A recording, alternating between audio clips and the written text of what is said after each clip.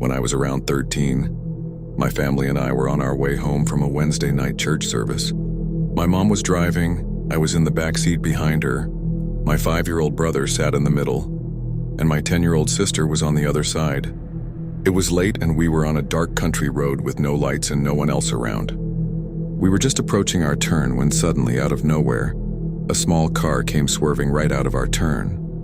The driver was taking it so fast they crossed into our lane and nearly hit us head-on. My mom swerved just in time, but the other driver lost control.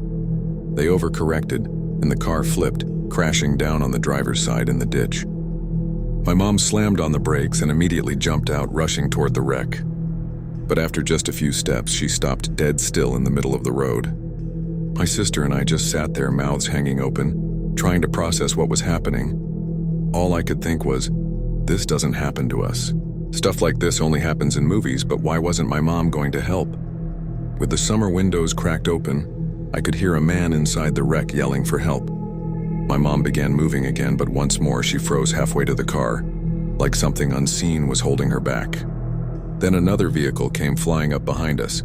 A man jumped out without hesitation, ran to the wreck, and started prying the passenger door open. My mom stood there, trembling, still rooted in place.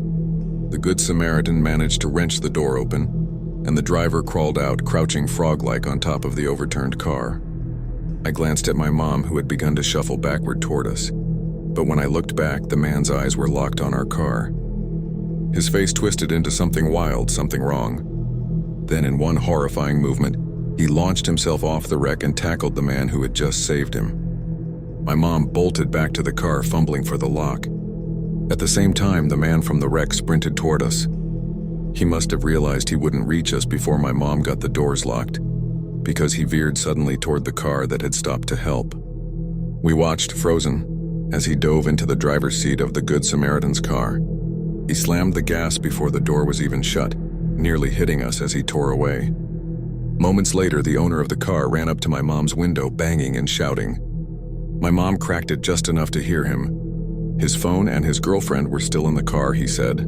Shaking, my mom fumbled desperately for her phone, but her hands wouldn't work. I pulled out mine, dialed 911, and handed it to her. As she explained everything to the dispatcher, a blood-curdling scream echoed down the road.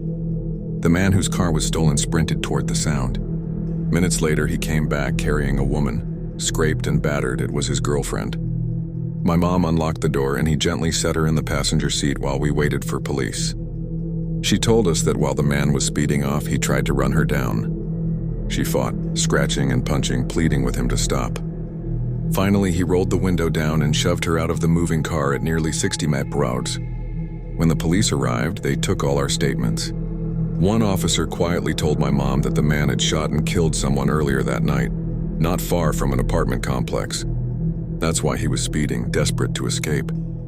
Later at home, after being told to go to bed, I couldn't sleep. I crept downstairs to ask my mom the question burning in my mind. Why had she stopped when the other man hadn't? She told me she'd felt something so strong, it was almost a voice telling her to stay with us in the car. Twice she tried to fight it, and twice it pulled her back.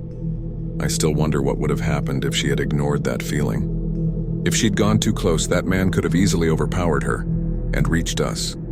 The man was caught later that night trying to steal another car.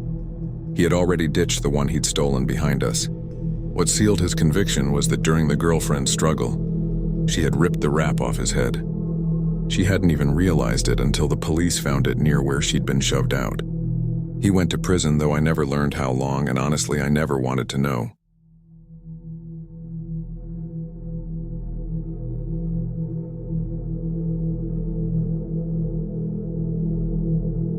This is a true story. God is my witness.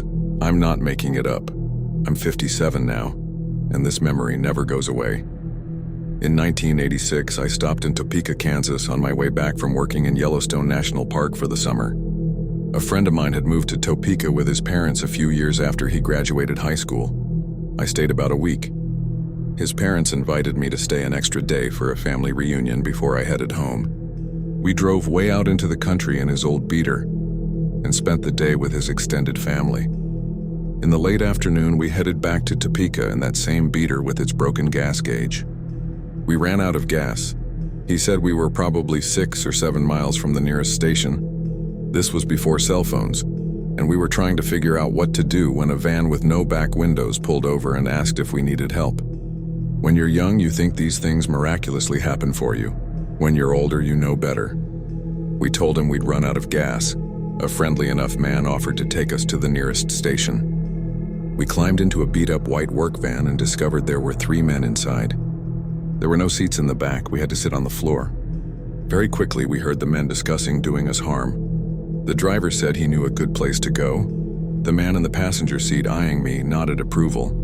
Only the man nearest us said he wasn't in, that he had a baby now and didn't want any part of it. The driver and the passenger muttered something under their breath I couldn't hear. Angry silence followed while the driver thought it over. In my head, I prayed one word: help. My thoughts stuttered. Part of me was in denial, another part was in shock. Fear hadn't fully set in yet.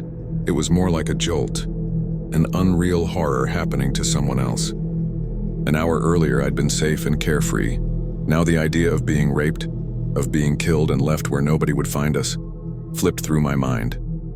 Have you ever been to Kansas? Lots of lonely, desolate roads to nowhere. If that third guy had changed his mind, or if he'd said let him out first, I wouldn't be telling this. They stopped talking to each other. From the moment we stepped into the van, none of them had spoken to us. My friend and I didn't speak to one another. We barely looked at each other. I heard the van clank and rattle. The tires hummed on the road. I watched my friend flex as if to warn he would fight, while they still discussed where they'd take us. Everything felt surreal. Then the man in the back said no. And just like that, the driver pulled over. The man in the back opened the side door and let us out. The air smelled fragile and tainted. The ground looked different, and I couldn't quite trust it. My friend looked as shaken as I felt. We had survived a close encounter with shark-like predators, the blackest, darkest kind of evil. The gas station in the waning late afternoon light had transformed into a beacon of safety, a shelter. I knew once we got inside that gas station, I would never walk back to the car. The white van with no windows pulled away and became a mirage, like something from a nightmare crossing into wakefulness. Even today, I can still see that van pulling away, a hollow, unreal thing that came perilously close to taking us with it.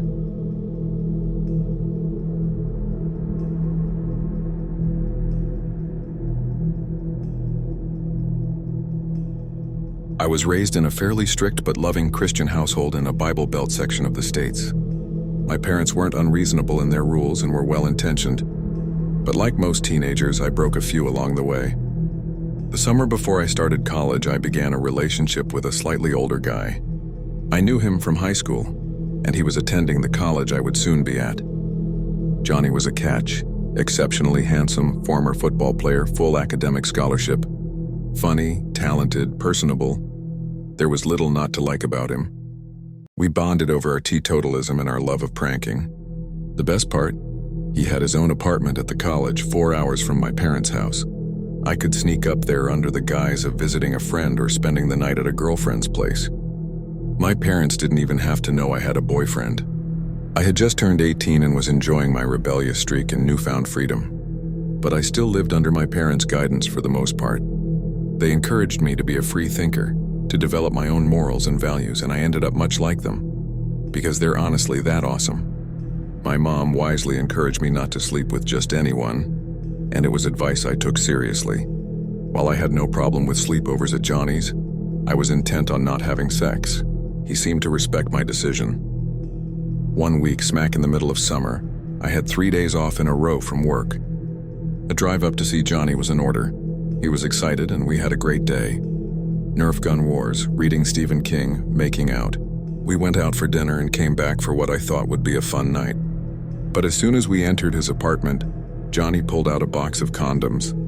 He'd tried this before, so I wasn't fazed, and I told him adamantly that it wasn't happening. The events that followed still haunt me. Johnny's smile vanished and his eyes went cold, hauntingly cold. I was sitting at his dining table with my back to the wall. He stood at the other end. "You make me sick. I'm sick of you. You play me. All you do is play me." We were always pranksters, always sarcastic. While his expression made my skin crawl, I thought he was joking. I had known Johnny for years, after all. I've thought about this for a long time and you're dead. I'm not doing this anymore. You make me sick. I hate you and you're dead. He was unnervingly calm, his voice laced with an anger I'd never heard from him before. His fists clenched, veins popping up his arms. For the first time, I felt unsafe with him. His unblinking stare froze me. His apartment was on the second floor. It was summer. No one else was around. Even if I could get past him, which I couldn't, my options were to unlock the balcony door and jump or run down the hallway to the deadbolted front door and then down a flight of stairs. Either way, the parking lot was empty. My only hope would be to reach my car or the woods nearby. While athletic, I had no chance against him physically. I stared at him, half expecting him to break into laughter to reveal it was just another prank. But instead, he kept talking. I can't repeat everything he said. It was too graphic, too specific.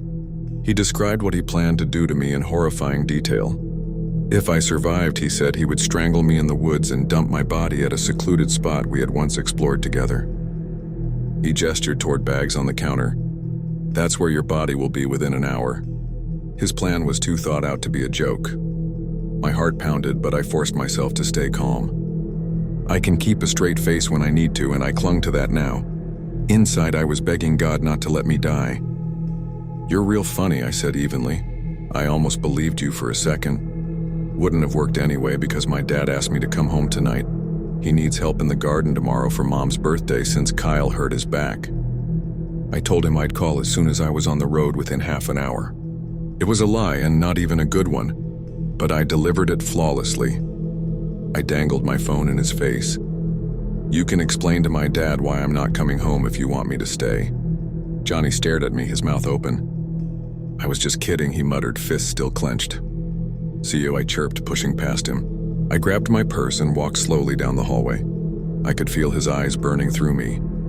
The deadbolt clicked and I slipped out, forcing myself not to run. If he chased me, I couldn't win. I refused to give him the satisfaction of seeing me scared.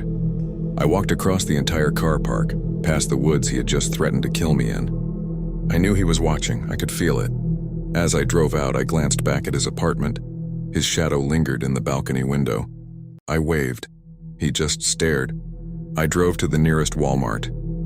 It was only 8 p.m., the sun dipping low. People bustled in and out, blissfully unaware of what I had just escaped. I collapsed against my steering wheel, sobbing, before driving the 4 hours home. For years, I buried the memory, blaming myself for being naive. I avoided Johnny whenever I could. 4 years later, I finally told my mom what happened. Only then was I able to process it.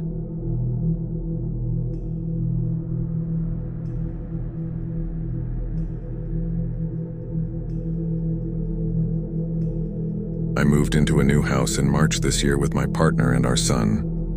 Not long after settling in, the old man who lives downstairs, we'll call him G, told us something strange.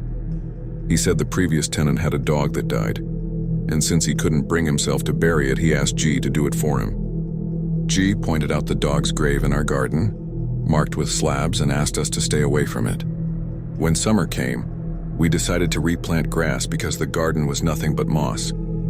As soon as we started digging, G came out and told us we'd need planning permission from the council to dig up the garden. I checked, this isn't true, and it never has been. When we reached the slabs marking the so-called grave, we carefully dug around the edges with no intention of moving them. That's when my partner uncovered something unsettling: barbed wire buried in the soil. At first, we thought it must have come from the wire fence at the back of the garden, but as my partner and his friend pulled at it, we realized it wasn't connected to the fence at all. Instead, the barbed wire surrounded the grave, circling it and plunging deeper into the earth. They had to cut it and stop digging. I've since told family and friends about it, and every single one of them said the same thing. You should dig it up just in case it's not a dog. And honestly, that thought won't leave my mind. There are other red flags too. Here in the UK, we use big outdoor bins. Every home has 3, but G doesn't use his. Instead, he keeps his bins in his spare room for storage and pays another neighbor to use theirs. Then there's his van, a big white van that he never parks near the house. One time he did bring it back, repainting parts of it black. My sister happened to glance inside and saw a bed in the back. I don't even want to imagine why it was there. Maybe it's nothing, maybe I just watch too much true crime and I'm overthinking everything. But between the grave wrapped in barbed wire, the hidden bins in that van, I can't shake the feeling that there's something very wrong here. So now I can't stop asking myself, should I dig up my garden?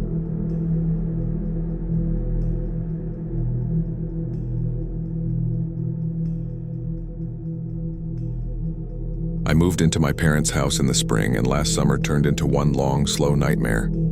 My bedroom sits with a window facing the road. My computer desk is right beside it, so when I'm at the screen, the window is on my right. If someone walks past, I'll notice them in the corner of my eye. No big deal, I always have. At first it was just one woman, late 20s, maybe early 30s. She started walking past a lot, 5-10 times a day.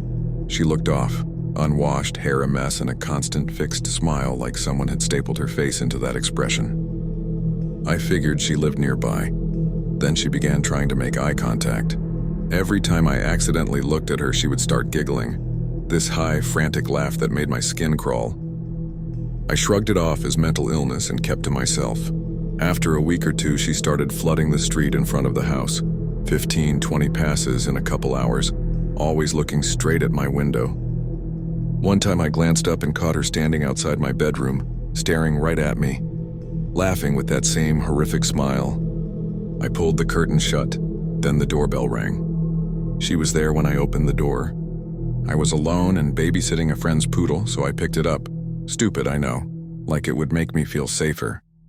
She greeted me with an overly bright hello and with that same manic grin said, "Now it's your turn." I had no idea what she meant. I stammered, "Okay," and she laughed like she'd just heard the funniest joke in the world. I told her to leave and shut the door fast. When my parents came home, I told them. My mom recognized the woman. She had once been a student of hers. "She's mentally ill," my mom said, trying to calm me. "She's harmless." She was not harmless. Her visits didn't stop. When I told my parents again, they tried talking to her. The woman told them something that made the blood run cold. She said she and I shared some kind of telepathic connection, that we talked in our heads, that we were made for each other, and madly in love. After that, my parents stopped dismissing me. They were worried. We went to the police. We tried to get psychiatric services involved. The answers were frustrating and flat. There wasn't much they could do given the laws and the fact she wasn't a registered patient anywhere. The woman began ringing the doorbell regularly. I kept the door shut. Over time, she got worse. She grew aggressive if my parents asked her to leave. I'd never seen my father so protective and unnerved as he was then. One Friday night, I was home alone. I heard noises outside. I peered through the blinds and saw her in the street, dancing and screaming and singing to herself while people walked by. I turned every light out and tried to pretend the house was empty, but I could hear her laughing and shouting outside for an hour or two. Neighbors called to ask if I was okay. I lied and said yes, but I wasn't. My parents were hours away. By the end of the summer, she had started bringing a child with her, a kid she convinced to play the same twisted game. They'd stand outside and watch the house, then sprint off when they saw someone watching them, only to return minutes later. We called the police so many times they patrolled our street regularly. There were nights officers were on the block searching for her while she hid or ran or reappeared, shrieking or giggling or shouting things at our windows. There are too many small incidents to list. Too many times she stared at me from the road or pressed her face to the glass or tried to speak through the panes. Once she tried to contact me on Facebook, I blocked her immediately. I don't live at home anymore. I haven't been bothered by her since I moved, except that one last small attempt online. That summer, the summer she decided I was hers and Cooper, is burned into me. Even now, whenever I see someone walk past a window and smile too long, I feel that old prickling fear and pull the curtain closed.